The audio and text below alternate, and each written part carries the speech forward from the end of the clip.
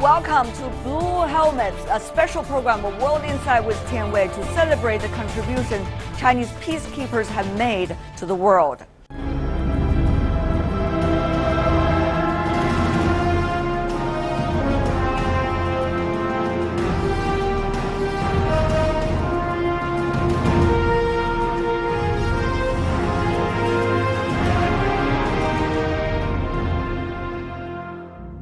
August the 1st marks the 90th anniversary of the establishment of the Chinese military. The Chinese military is known as the PLA, or People's Liberation Army. It was founded on August the 1st, 1927, small in number. It later survived the Long March, played a significant role to guarantee the victory in the Pacific theater of the Second World War, and eventually helped win the Civil War and witnessed the establishment of the People's Republic of China in 1949.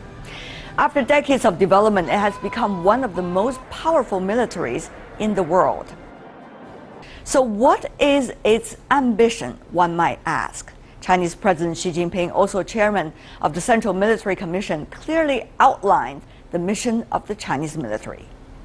安享和平是人民之福，保卫和平是人民军队之责。天下并不太平，和平需要保卫。 Not just peace for China, but also to keep peace elsewhere in the world. In this special edition of our program, we are going to visit Chinese peacekeepers, talk to both Chinese military and UN officials to find out the realities of UN peacekeeping today and the contributions made by China in this important cause. First, take a look at this. The call to action can come at any time. There's an unannounced drill every week. Their rapid response exercise is to prepare troops for any possible scenario.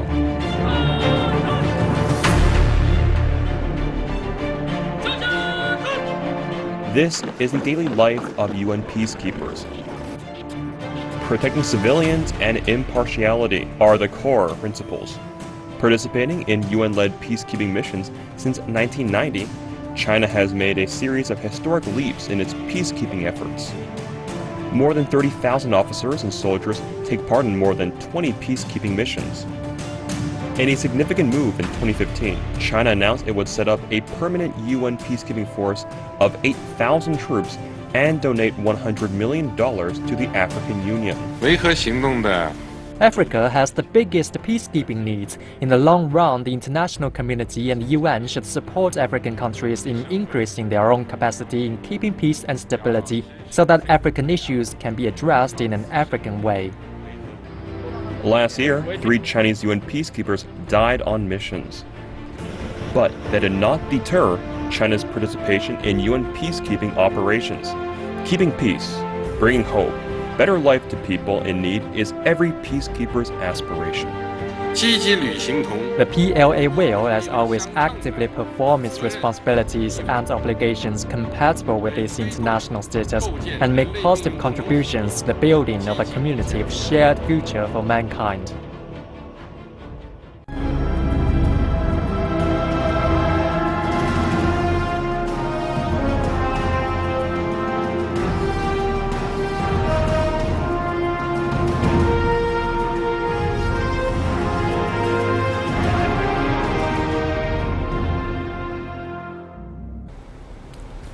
China has sent the PLA to various hotspots as part of China's role as prominent member of the United Nations. Such units usually include engineers and logistic units, and members of the paramilitary have been deployed as part of peacekeeping operations in Africa and also the Middle East. About China's peacekeeping missions, I asked Atul Khare, who is the Under-Secretary General of the United Nations for Field Support. He is responsible for logistic support of UN peacekeeping worldwide and provides the most accurate description of China's peacekeeping contribution so far. China is in a very unique position. It is the only country which is a permanent member of the Security Council, which authorizes peacekeeping operations. It is the country which at the same point of time is also amongst the top 10 troop contributing nations, and with about 10.2% of its contribution to the entire budget of peacekeeping, it is the second largest financial contributor to the peacekeeping operations. There is no other country in the world which is within the top 10 financial contributors, within the top 10 troop contributors, and also a permanent member of the Security Council. This is a unique position with unique responsibilities, and China has been doing very well. We are happy with its contributions of military liaison officers, of medical officers, of hospitals, level 1 and level 2, of engineering companies, and of course the police formed units and individual police officers. All of them have been doing very well. But there are different interpretations as to why China wants to do that from different parts of the world. What do you make of these diversified voices concerning what China wants? I don't know about the diversified voices, but the Charter of the United Nations imposes a responsibility on all its member states to contribute to the maintenance of international peace and security. And this responsibility obviously is greater for the members of the Security Council. As a prominent member, permanent member of the Security Council, I think China is playing its rightful role in contributing to the maintenance of international peace and security, and we are grateful for the Chinese contributions. Sometimes peacekeeping are having the problems of no peace to be kept. Correct. So that has a lot to do with the evolving role of the peacekeeping of the United Nations. Absolutely. And what should be the groundwork laid before that. Yeah. What do you make of all of these recent developments? The fact that we are now deployed in countries which are facing internal conflict, where peace does not yet exist, and where terrorists continue to operate along the sidelines of peacekeepers. I think these are new and difficult emerging challenges which require us to think together as the international community, through the Security Council, through giving mandates which are clear, through ensuring that the political processes also produce results, while at the same point of time the military peacekeepers provide a blanket of security, a framework within which the political process can unfold. We see a lot of conflicting points these days in the world. Yes. Of course, inside Europe you have the migrant issue, and in the Middle East there are so many traditional and new added problems. How much role do you think peacekeeping can play its role practically? You know, currently the operations which are supported by my department, that is both the special political missions, the peacekeeping operations, and the African Union operations, they are deployed in 36 places in 30 countries in the world. I don't think we should expand them too much. It's already stretched the same. It's already stretched to the limit. What we need to do is to enhance the effectiveness, the efficiency of the peacekeepers, to ensure greater security and safety of the peacekeepers. You know, we unfortunately lost 3 valiant, courageous Chinese peacekeepers, and I pay tribute to their memory. One person lost his life in Mali and 2 others in South Sudan. I think therefore safety and security of peacekeepers, greater effectiveness and greater efficiency should be our motto for tomorrow. But how can you do that? I mean, it's very important for U.S. policymakers to think about these, but how to implement it? How to have the cooperation of the ground, the countries involved. Yes. That's the most important thing. And I think this happens essentially through various discussions that we organize in United Nations. Practically every speaker called for enhanced resources to be provided to the UN peacekeeping. This was a matter of deep satisfaction to me, because they acknowledge the challenges which we are facing. Now we see the UN is changing in a fast-changing world. What would you expect the future direction of peacekeeping by the UN? And what will that be, the job division between the United Nations and the regional powers and individual countries? I think maintenance of international peace and security in today's volatile world requires the fullest degree of cooperation and understanding between regional organizations, sub-regional organizations and United Nations.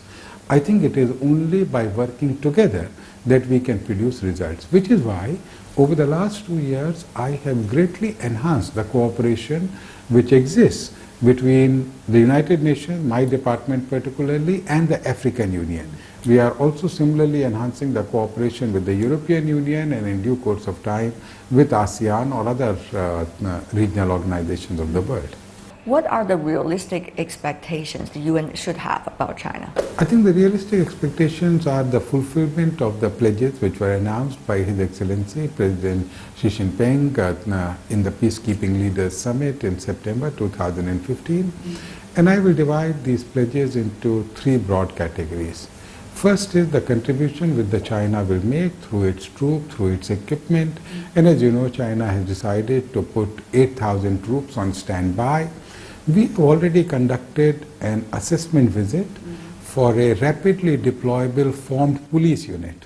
As we speak, my team is doing an assessment of their equipment so that we can place them in what is known as level 3, beyond level 1 and level 2. Level 3 means that they are most ready to deploy. I see. So it's a question of time period of deployment rather than the dangerous places. Second is the contribution which China will make towards the development of peacekeepers from other countries. You know, it was promised that China will train about 2,000 peacekeepers from different countries, and we look forward to that because, as I told you earlier, every UN member state has a responsibility to contribute to the maintenance of international peace and security, but sometimes they are unable to do it because either they are lacking the skills and training or they are lacking the equipment. And I discussed both these issues with the Chinese leaders during my visit. And third, of course, is support to the Africa for its own peacekeeping. And as you know, there was an announcement of $100 million being made available to African Union peacekeeping, and we look forward to the implementation of that pledge. Similarly, we will do studies for other brigade, the Vanguard Brigade, which China supports, and we hope that in due course of time China can provide us with military helicopters, including armed helicopters, with transport helicopters, utility aviation helicopters, and so on.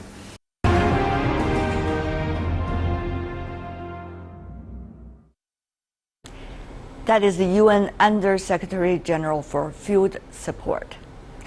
Not long after the interview with him, China has decided to send the first ever batch of helicopters, and more importantly, pilots as peacekeepers to Africa. It is a significant move given the fact that previously China mainly sent engineers, logistical units, or paramilitaries. Our program visited this group of pilots right before they headed off to Africa in an exclusive interview.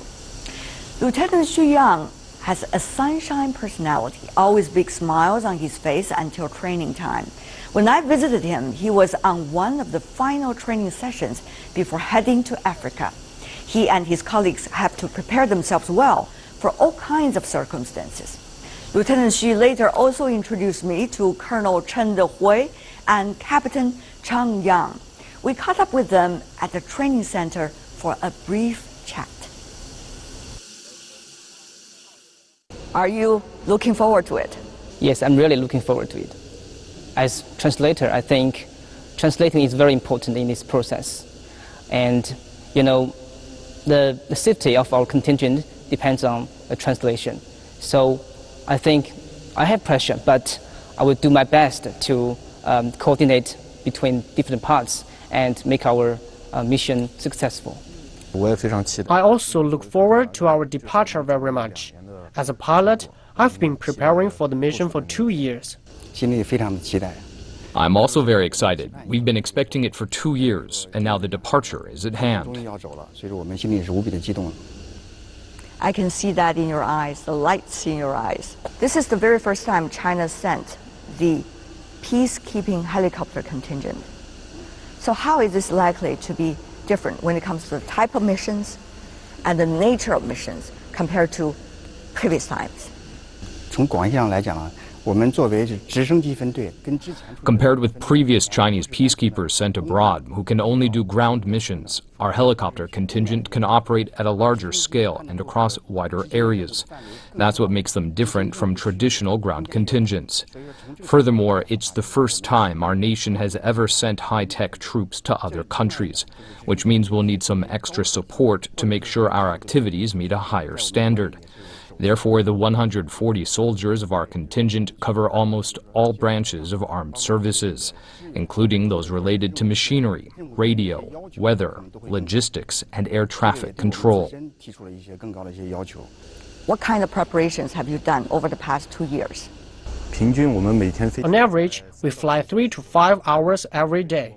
We conduct various training related to different situations.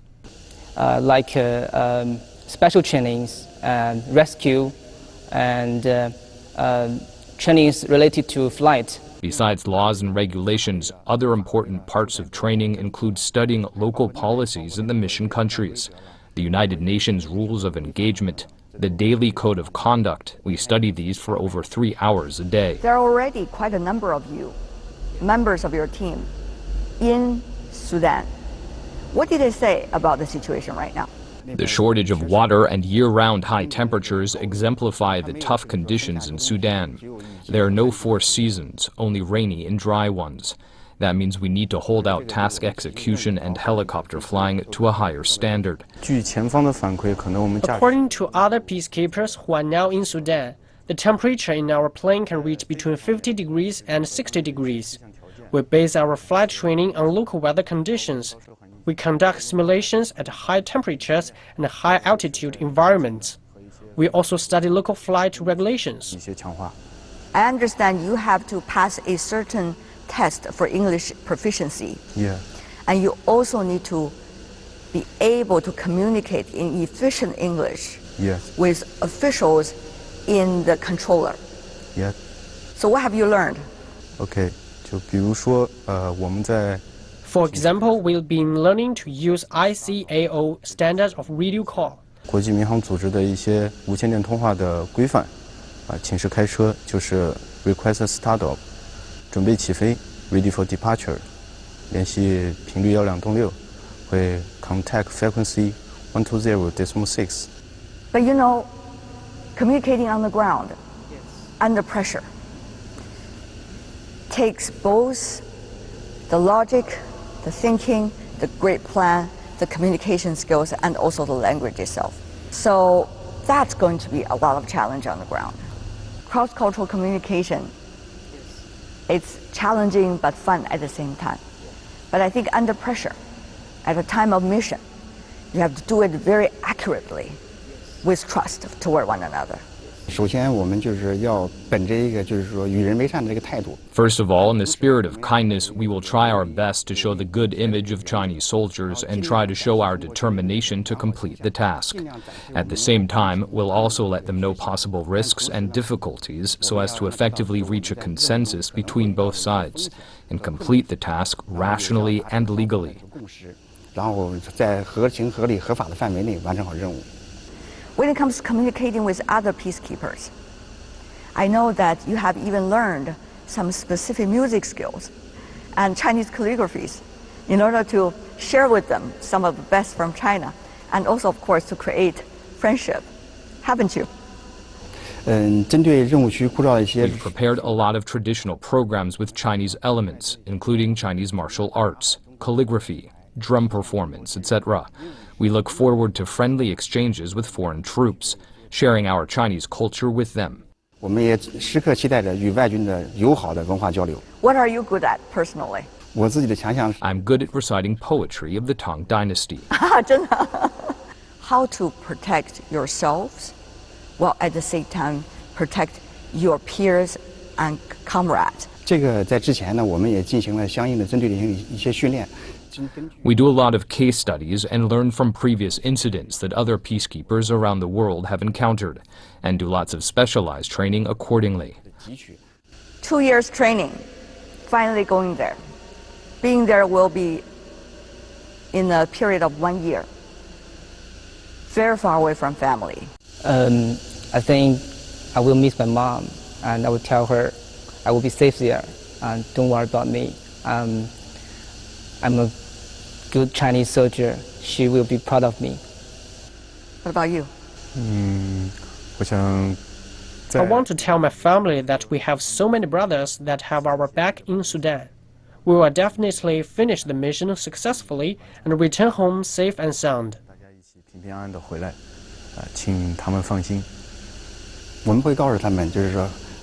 I will tell my parents that we are sure that we will fulfill the tasks entrusted by our motherland and the people through our own actions. I understand your father also was a pilot. My father was among the first generation of Chinese pilots. He devoted all his life to his career. Then when you told him that you are going to be one of those peacekeepers going to the other parts of the world, you are going to be the commander of the very first peacekeeper helicopter contingent coming from China, what did he say? He told me that being a peacekeeper abroad means you represented China and the Chinese Air Force. So it is essential to do a good job and not to lose face. As a pilot, it's no wonder my father controls his emotions more than my mother. He always gives instructive advice. My mother expects me to take care and bring back all my 140 brothers safely.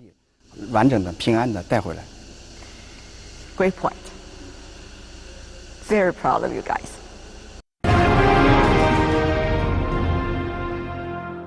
And you're watching Blue Helmets, a special program of World Insight with Tian Wei, coming to you on CGTN.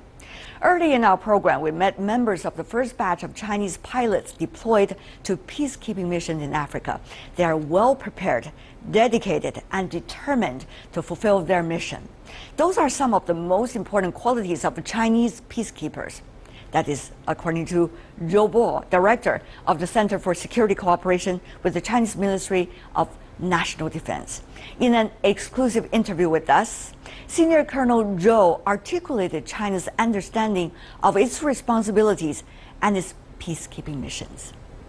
I know you have been visiting some of the training centers of Chinese peacekeepers. What is your impression of Chinese peacekeepers? I'm very much impressed with these people because look at their face.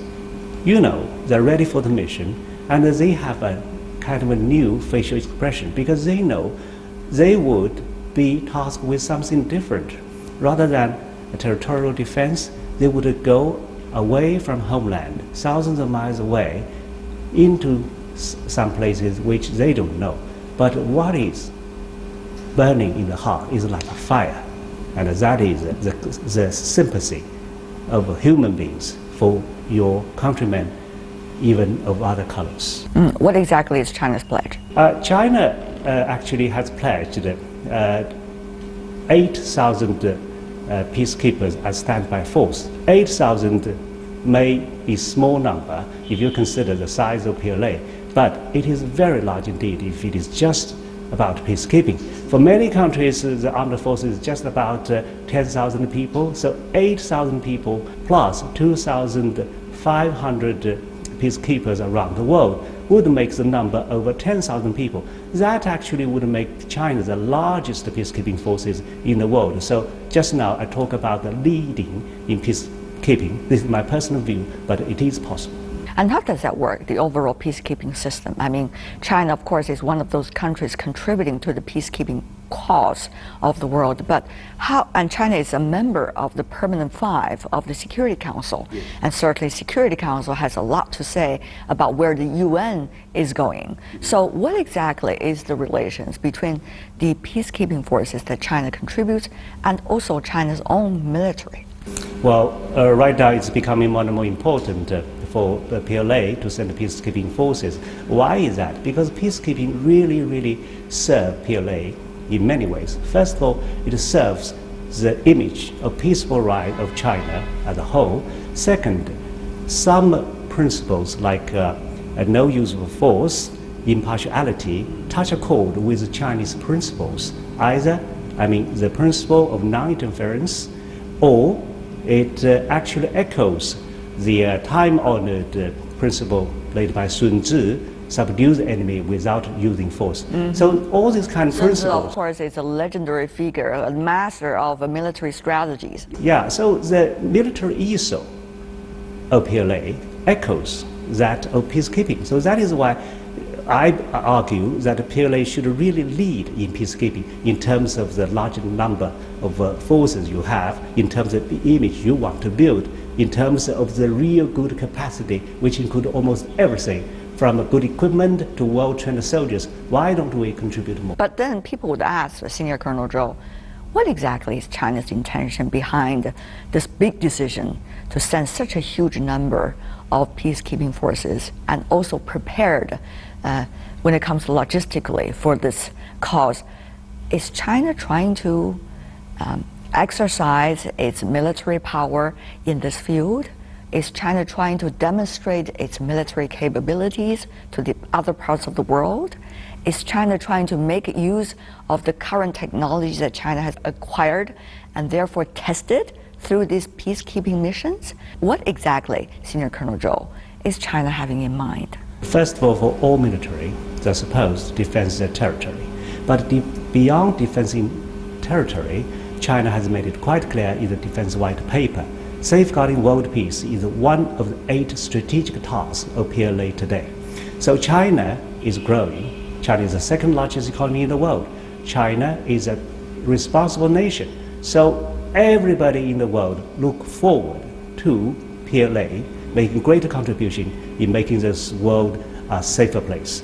And UN also have great requirements for Chinese peacekeepers in particular, because Chinese peacekeeping troops have all the equipment and weaponry, what they call enablers, such as helicopters, engineering troops, and medical troops. These are extremely important these days. Yes, these are extremely important these days. And also what does it take is not just the people in which country that the peacekeepers are serving, but also the coordination among countries that are sending the peacekeeping forces. Different kinds of department within the peacekeeping forces, individuals are coming from all over the world. So how about this coordination within the UN system and its communication to individual countries who are sending their peacekeeping forces overseas? Well, actually there are a lot of problems in this regard. For example, deficiency in recruiting a civilian, it could take 120 days. The same is true when they recruit anybody from the military. So it's hard to imagine a crisis happen and then it take 120 days before these individuals could be employed. Yeah, but the UN has realized this problem. So right now they have set up a system of level 1 to level 3 standby force. Level 1 being the lowest. Right now, China's 8,000 standby troops have all met the standard. But above these level 3, there is what the UN called 4,000 avant-garde brigade.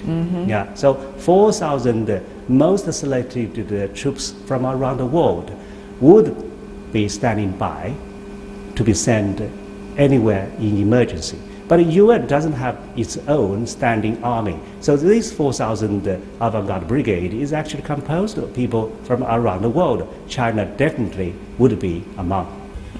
But then what would this brigade do? Is it going to be same task as peacekeeping? Well, I assume, since this is called the avant-garde brigade, it will be sent at the shortest notice to the most dangerous place. So this actually would foretell the danger lying ahead. And China, fortunately, would shoulder this glorious task to be in this glorious job.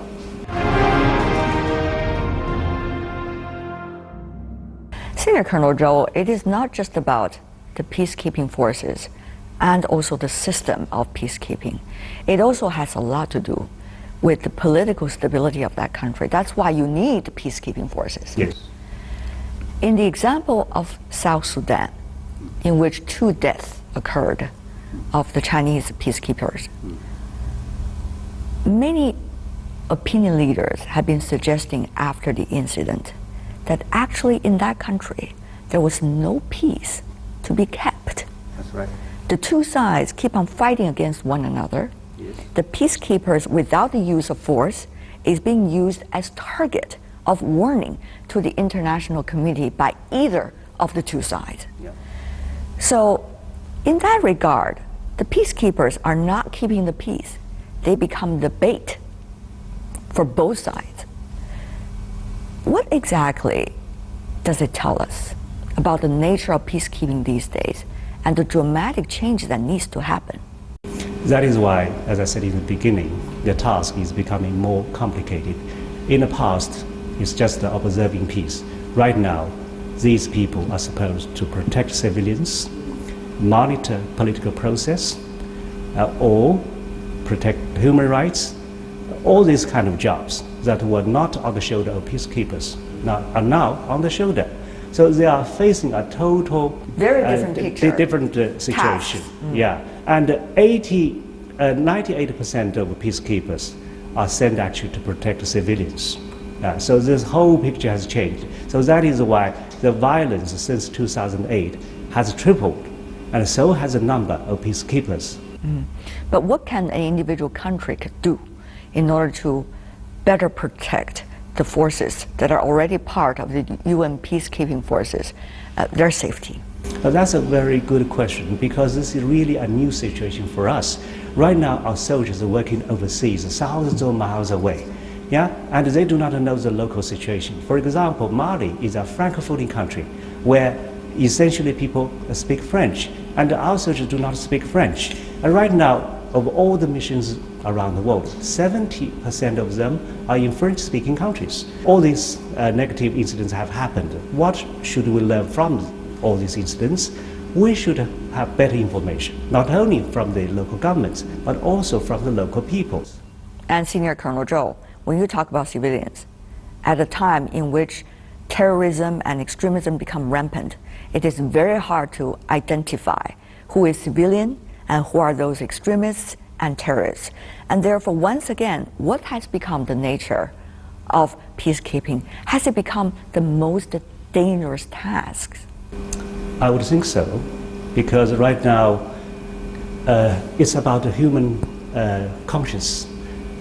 Without sending people to protect these people in disaster, what can you do? Right. If you don't do this, how can you ignore all this situation proliferate? So this is a kind of a dilemma. So right now, peacekeeping is in the most dangerous time, in the most chaotic place. The overall international system regarding peacekeeping has to change and evolve with the latest development. Has the international community worked on that? I understand there's a report back in 2014, but did that really address the issue? Yes, there are a lot of suggestions in the report called the HIPPO report, prepared by a panel of experts led by the former president of East Timor. But what is really encouraging was what happened at the UN Peacekeeping Summit, where over 40,000 people are actually offered, with 40 helicopters offered, and more than a dozen field hospitals all offered. The thing is, people around the world realize now how important peacekeeping can be, and they are fully aware the dangerous and the woeful situation in Libya, Mali, Sudan, Darfur. So this kind of things cannot continue. So there is a kind of international commitment, a renewed international commitment to stop all this from happening. So that is why China has actually jumped in with an unprecedented pledge by my president to lead in peacekeeping. There seem to be so many factors that are influencing the nature of tasks for peacekeepers, Chinese included. Yes. And therefore, how much really can peacekeepers do?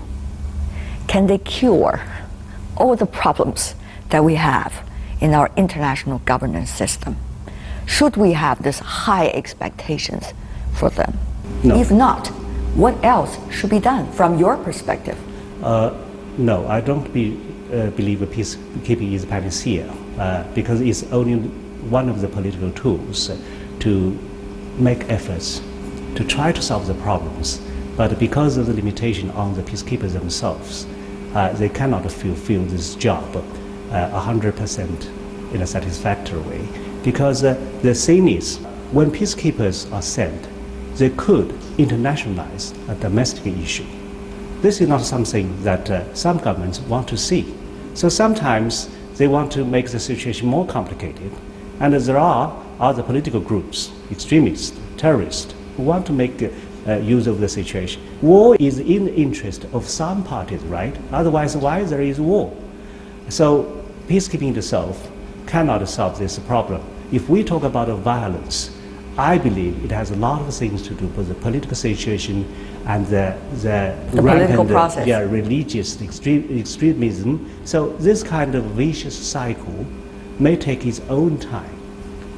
If Simon Huntington is right, it would take a few decades.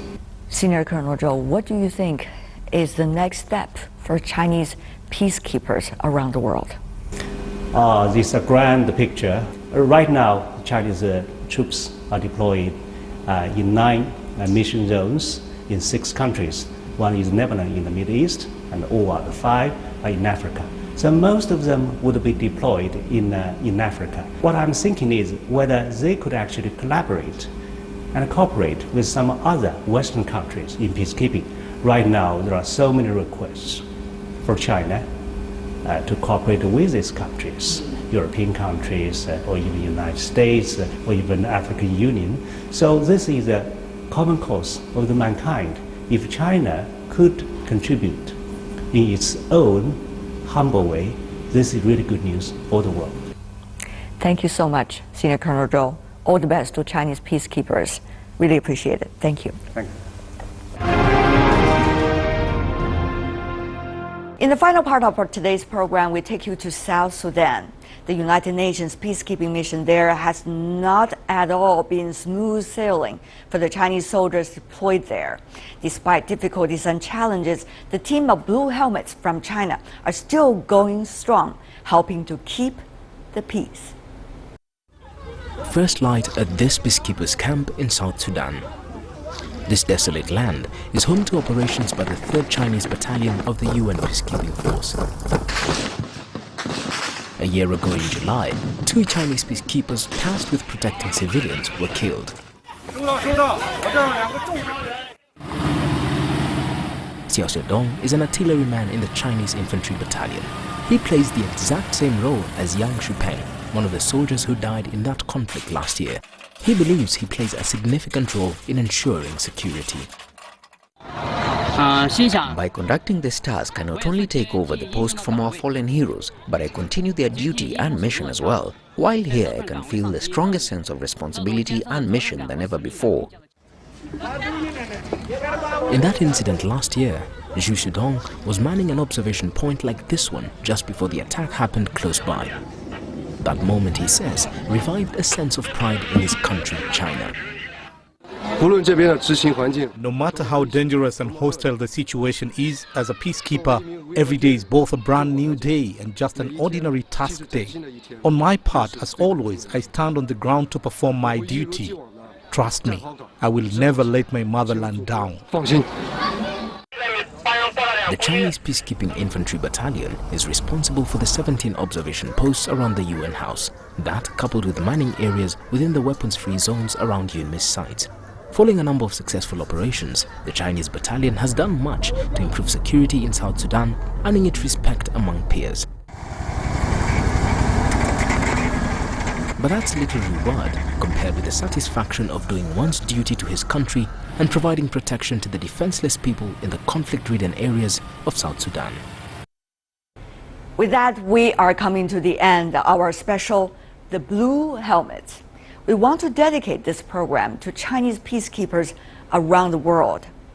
We all know that peace cannot be kept by force. It can only be achieved by understanding. With an immense understanding of the importance of peace, the men and women that we are seeing in our program are working very hard as peacekeepers from China around the world. And that is all the time we have for today. If you'd like to see more, try to find us World Insight CGTN in your search engine or check out our YouTube channel. You can also follow us on Twitter, Facebook, and Senior Weibo. From me, Tian Wei, and everyone on the World Insight team, thanks for watching. And tune in again tomorrow for insights across China and around the world.